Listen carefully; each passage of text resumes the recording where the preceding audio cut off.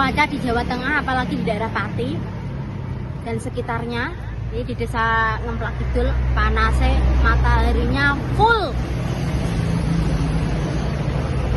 Pirang banget ya. Diserang es teh ya. Es teh yang lagi viral. Dan waktunya makan siang ya. Tadi aku istirahat makan siang. Tadi aku sudah pesen pecel.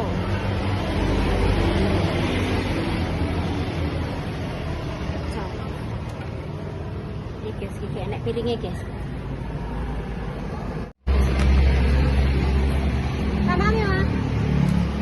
Maaf kan, aku mau apa jaluk lontongnya kok.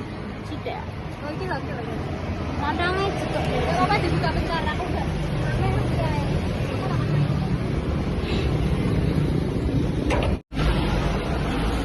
Udah gitu dulu ya guys, udah makan pecel.